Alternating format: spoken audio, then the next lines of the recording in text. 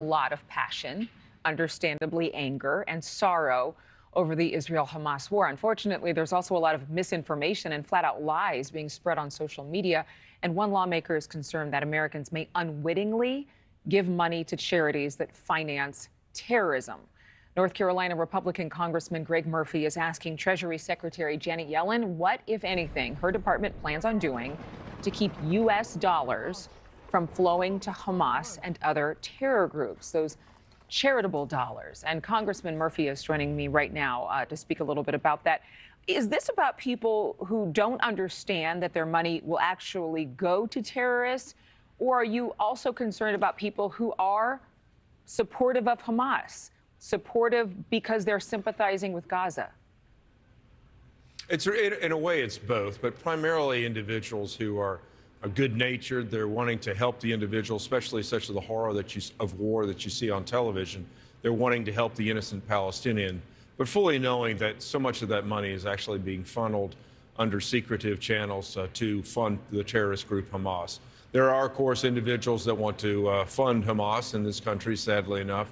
Those individuals, in my opinion, need to be stopped also. In the Secretary's opinion, it should be also. But sadly enough, we have so many scammers on television and on social media today trying to basically steal money from innocent Americans. We want that stopped also. Well, before I get to the social media point, there are college groups, there are groups on campus who operate as nonprofits. Just within the past couple of weeks, we reported on it here in NewsNation about how there are some lawmakers who are pushing to have schools, universities, and colleges have rights taken away or their standing somehow diminished because they're allowing these groups to operate, some of which are not feasible 501c3s.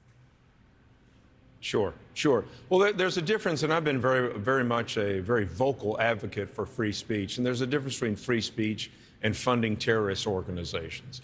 I'm fine if people want to protest for Palestinians, absolutely, but when they start doing that for Hamas or for a terrorist organization, I believe that draws a line. You know, the same thing would have happened a few years ago if we'd have been, marching for neo-Nazi groups or something else like that. Those groups that funnel hate and terrorism.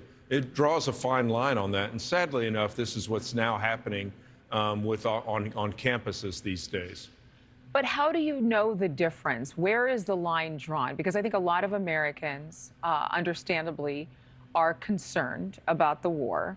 They have compassion for those little babies, those children found in the rubble. And they also have compassion for the Israelis who have been just, their hearts ripped from their chests from what happened on October 7th. So when you see the demonstrations, some of them are peaceful, but some of them, there's a big gray area between supporting Palestinians and supporting a terror organization, right?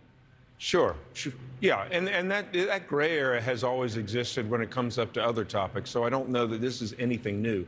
You know, I was in the kibbutz a year and a half ago where those people who I met are now dead, children who are now dead. And I understand the Israeli need to absolutely exterminate Hamas. Hamas is now, to your point of them not allowing fuel to hospitals, using these individuals, these innocent Palestinians, as shields.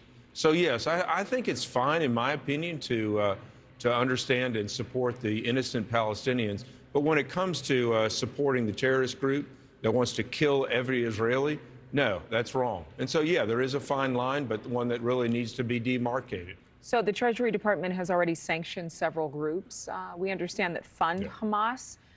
What else would you like to see done? Well, I think you need to stop. You not only need to stop start sanctioning them. You need to stop the flow of money. Point blank, stop the flow of money, which we have the absolute authority to do and the ability to do. We can't allow Americans, innocently or whether they do it on purpose, to fund terrorist organizations. How much they support the Palestinians, but I'm sorry, when you fund a terrorist organization, that's a no-go for this, or what should be a no-go for this country. But how do you do that, especially with social media?